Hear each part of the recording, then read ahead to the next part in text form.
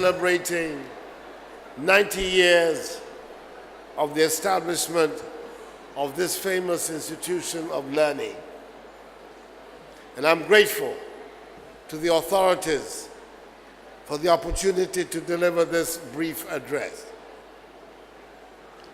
From humble beginnings in Abokobi in 1923 to Krobo in 1925, and the formal opening of the school in 1927 by the celebrated Governor Gordon Gagisberg, some 2 hours before the opening of your sister school of Achimota.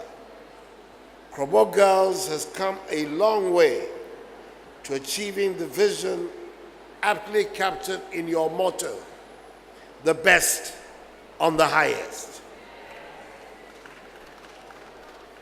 In every sector of our national life, past students of Krobo Girls continue to make their mark and play significant roles in the development of our country.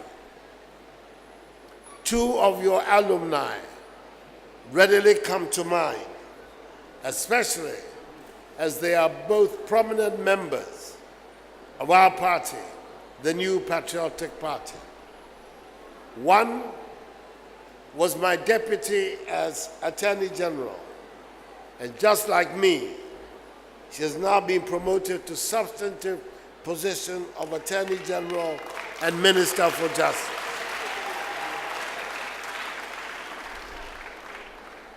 She is in the person of Gloria Efia Akufo.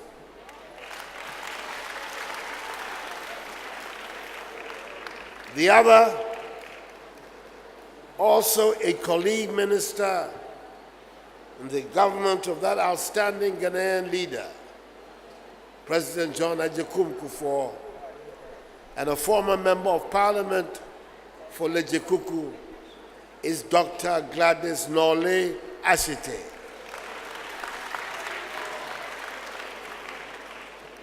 There are several others who excelled in their various fields of endeavor, largely as a result of the solid educational foundation they received here at Krobo Girls.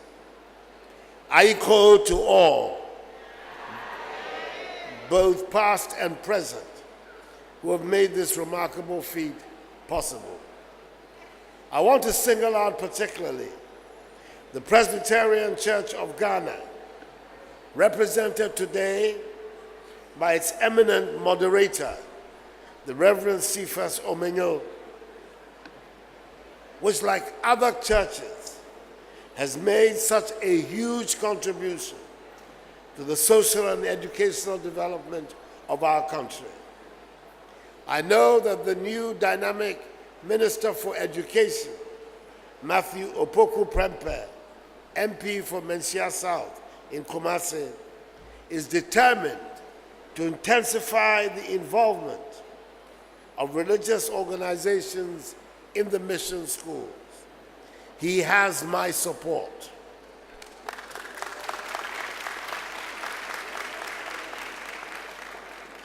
And I would like to ask him also to see to the building of the 18 classroom unit the headmistress is seeking.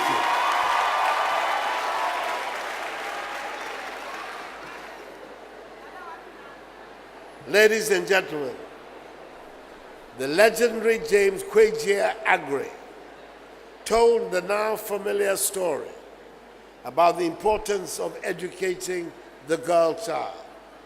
He said, and he has been quoted often, including today, that to educate a boy child was to educate an individual, whereas to educate a girl child was to educate the society.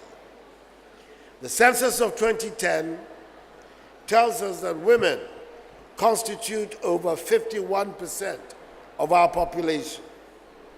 If we are to transform the lives of our people, if we are to transform our economy from a raw material producing and exporting one to a value-added one, we need a literate population. Therefore, achieving excellence in girls' education is a must if we are to shed off the evils of poverty, ignorance, and disease, and put our country onto the path of progress and prosperity. Several studies across the world have indicated that investing in girls' education is arguably the most effective measure any developing nation can employ to improve its standard of living. It is also widely acknowledged that educating girls produces considerable social and welfare benefits, such as lower infant mortality and fertility rates. Again, research has found out that the mother's level of education has a direct influence on economic productivity of both her family and the nation. In the words of our illustrious compatriot, Kofi Annan, erstwhile United Nations Secretary General at the World Economic Forum in 2000, and he says, and I quote, "No development strategy is better than one that involves women as central players. It has immediate benefits for nutrition, health, savings, and reinvestment at the family, community, and ultimately country level." In other words, educating girls is a social development policy that works. It is a long-term investment that yields an exceptionally high return. We need those with power to change things, to come together in an alliance for girls' education. Governments, voluntary progressive groups, and above all, local communities, schools, and families. End of quote. We every day lament the fact that we started from the same pedestal as nations like Malaysia, Singapore, and South Korea. The truth is that they have made it simply by wiping out illiteracy and empowering a generation of citizens with education and the skills to power their nation's development. Citizens can only make informed choices if they are empowered with the capacity to make those choices. In a fundamental sense, education is the key to human development and to widening life's options for individuals in society as a whole. In that sense, education is the key to the development of our nation and a healthy democracy.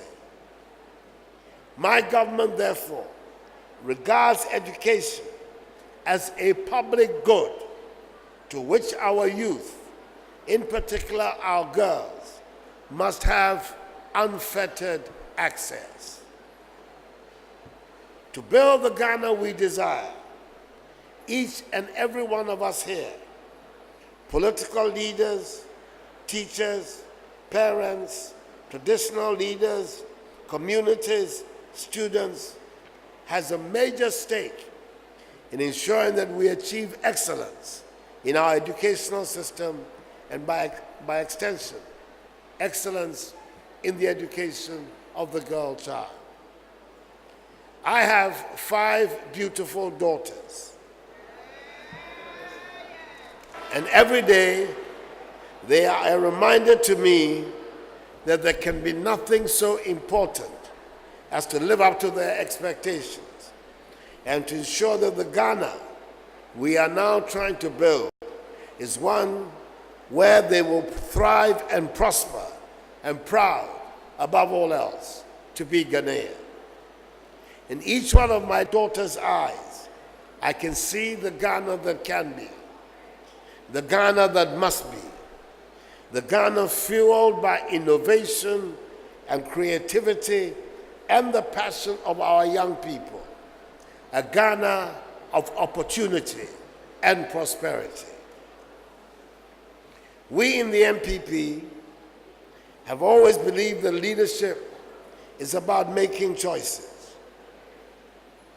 We have thus committed ourselves to using the proceeds from our natural resources, as captured in the Asempa budget, to help educate the population to drive our economic transformation. Instead of the revenues from our mineral and oil resources ending up in the hands of a few people, I am of the firm belief that the most equitable and progressive way of using these revenues is to educate and empower our population.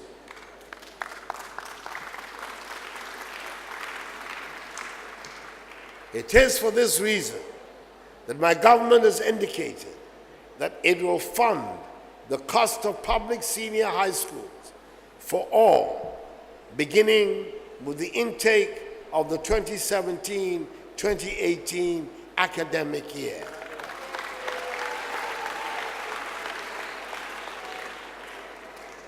Basic education under our plans will be defined to start from 2 years of kindergarten through to the end of senior high school or senior technical and vocational school.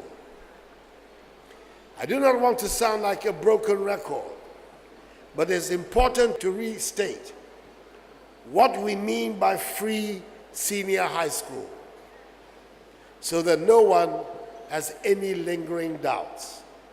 By free senior high school, we mean that in addition to tuition, which is already free, there will be no admission fees.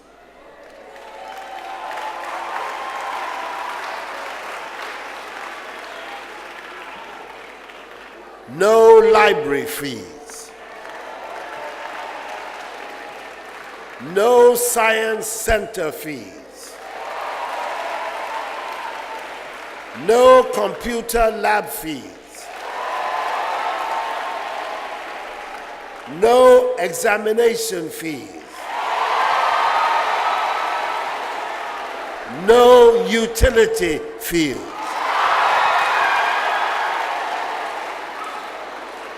There will be free textbooks, free boarding, and free meals.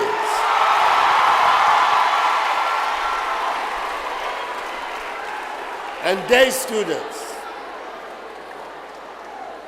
students will get a meal at school for free. Free senior high school will also cover agricultural, vocational, and technical institutions at the high school level. This will mean that more and more of our girls get access to affordable and quality education, which will in turn speed up the development of our country.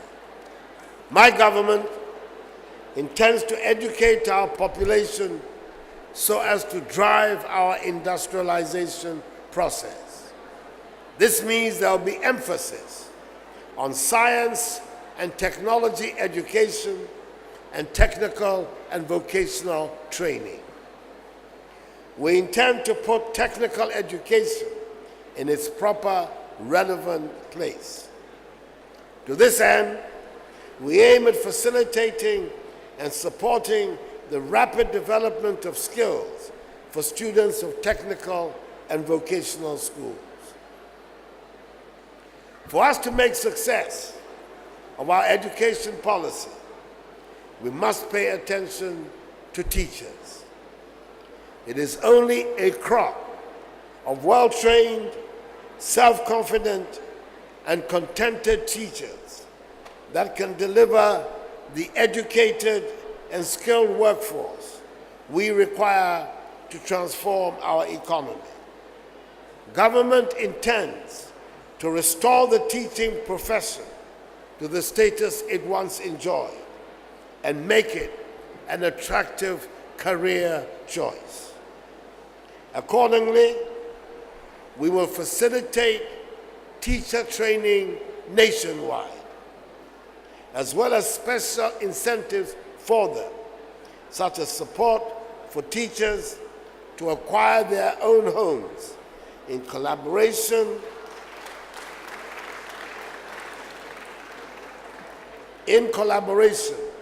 with the Ghana National Association of Teachers, NAGRAT, and other teaching associations to facilitate an affordable housing scheme for teachers. We will also support teachers to enroll in distance education programs to boost their capacity.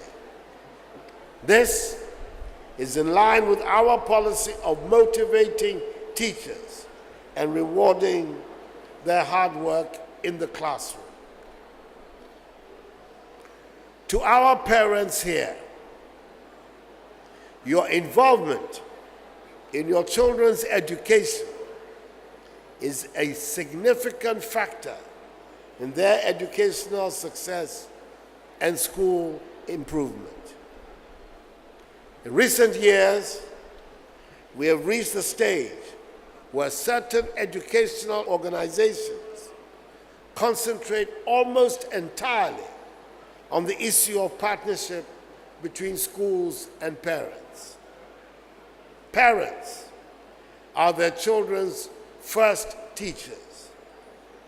It is from parents the children learn about their culture, values, and language. Parents play a very important role in their children's education in and out of the classroom. That is why parents need to take on the challenge and provide their girl child the tools they'll need in order to be successful in school and in life. Let me, in conclusion, wish the administration, teaching and non-teaching staff, students, and alumni of Krobo Girls' School the very best of luck in the coming years. I am certain that the achievements you are yet to chalk will surpass those of the last 90 years. Indeed, your best, like that of our beloved Ghana, is yet to come. Krobo is shining indeed.